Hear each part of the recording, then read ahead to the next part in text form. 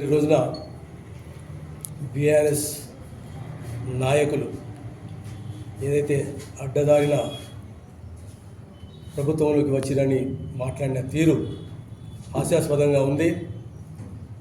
అడ్డదారి నేర్పిందే వాళ్ళు, గ్యారంటీలు అని చెప్పి మాట్లాడుతూ ఉన్నారు. గ్యారంటీలను అమలు చేసుకుంటూ వస్తున్నది మా ప్రభుత్వము, మా గౌరవనీయులైనటువంటి రేవంత్ రెడ్డి గారు. ఎన్ని కష్టాలున్నా, మీరు ఎన్ని లక్షల కోట్లు అప్పులు పెట్టినా వాటి నుంచి అధిగమించుకుంటూ ఒక్కొక్క పథకం అమలు చేసుకుంటూ వస్తున్నారు.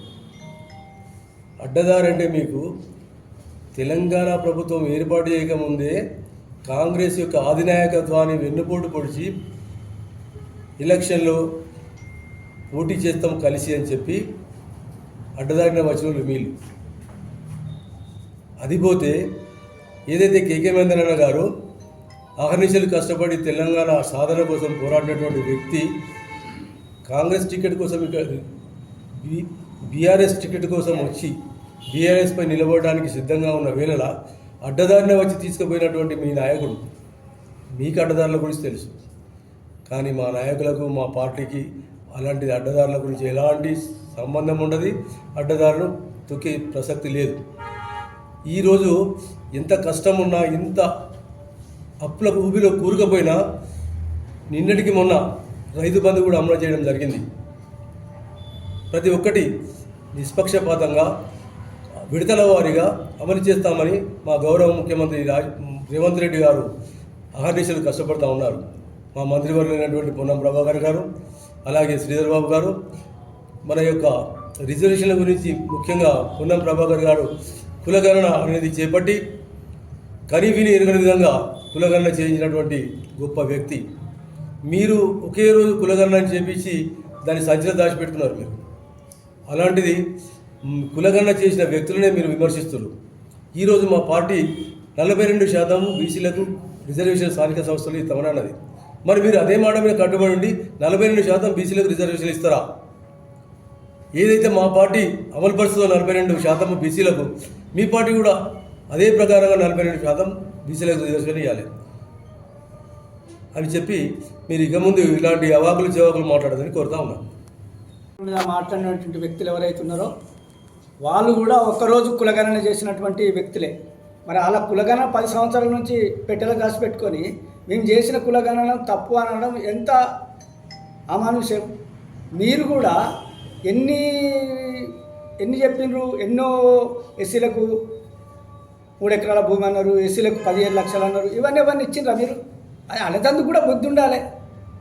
ఇప్పుడు మేము కొత్తగా ఎందుకు వచ్చినాం? మేము 56 సంవత్సరాల నుంచి చేసుకుంటూ వచ్చిన వాళ్ళం. మేము ఉన్న 10 సంవత్సరాలు చేసి గింత మొరిగితే మేమెంత మొరగాలి? కాబట్టి దయచేసి ఎప్పుడు కానీ ఒక రాజకీయ పార్టీని అట్లా ఉద్దేశించి మాట్లాడడం తగదు. మేము కూడా మీరు ఎవరెవరకు ఏమేం కాంగ్రెస్ పార్టీ ఇచ్చినటువంటి భూములు ఏవైతున్నాయో అవన్నీ గుంజుకునేది మీకు తెలియదా? ఎవరికి ఇచ్చిండ్రు ఆ భూములు? ఎవరికి ఇచ్చిండ్రు? ఎస్సీల దగ్గర గుంజుకున్న భూములు గవర్నమెంట్ అవసరాలు తీసుకోవాలి తప్ప మొత్తం మీరు మీ అనాయులకు అందరికి ఇచ్చుకున్నటువంటి వ్యక్తులు మీరు. మా ఎస్సీల భూములు తీసుకుపోయి ఇందిరమ్మ ఇచ్చినటువంటి భూములను అన్నీ కూడా తీసుకొని మీరు అందరూ కూడా మీ అనుయాయులకు, మీ దగ్గర ఉన్న వాళ్ళకు, సంఘాలకు ఇది ఇచ్చడం సమంజసం కాదు. అందుకే మా ఎస్సీలు, మేము ఇప్పుడు ఎస్సీ కులగణన కూడా మా రేవంత్ రెడ్డి గారు చెప్పడం జరిగింది. మేము ఎస్సీలము, మా కులగణన ఎప్పుడైతే మాకు మద్దతు ఇచ్చిండో రేవంత్ రెడ్డి గారు సభలో చెప్పినటువంటి మా రేవంత్ రెడ్డి గారు, శాసనసభలో చెప్పినటువంటి మా రేవంత్ రెడ్డి గారికి వెనుకపోలేదు. ముంగట వచ్చి మరి రిజర్వేషన్ను అమలు చేయడంలో ఆయన కూడా మేము మా ఎస్సీల తరపునకి కృతజ్ఞత తెలుపుతున్నాం. అదేవిధంగా ఎందుకంటే ఆ దాని మీద కూడా బీసీ కులగణన మీద ఎట్లా మాట్లాడుతున్నారు, ఎస్సీ కులగణన మీద కూడా అట్లనే మాట్లాడుతారు. అది పద్ధతి కాదు. చేసిన వాళ్ళు ఎప్పుడైతే మొదలు పెట్టినో దాన్ని ఇంకా సాగదించే ప్రయత్నం చేయాలి తప్ప మీరు కూడా దానికి అది చేయలేదు, అది పద్ధతి కాదని చెప్పడం సమంజసం కాదు. ఒక్కరోజు కులగణన చేసినటువంటి వ్యక్తులు మీరేమన్నా 10 సంవత్సరాలు చేసి పెట్టినరా? చేయలేదు. 100 ఎన్ని కోట్లు ఖర్చు పెట్టినా కానీ మీరు చేసినటువంటి కార్యక్రమం బాగలేదు. కాబట్టి మీరు మాట్లాడే హక్కు, నైతిక హక్కు లేదు.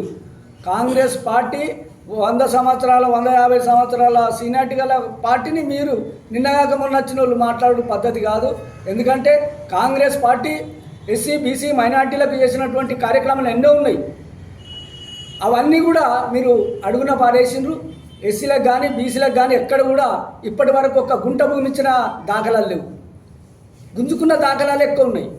ఎస్సీల దగ్గర గుంజుకున్న భూములే ఎక్కువ ఉన్నాయి. కాబట్టి మీరు మా ఎస్సీల బీసీల గురించి మైనార్టీల గురించి ఈ కులగణన గురించి మాట్లాడే హక్కు మీకు లేదు. కాబట్టి దయచేసి ఇక ముందు ఈ కులగణన గురించి మాట్లాడొద్దని చెప్పి తెలియజేస్తున్నాను.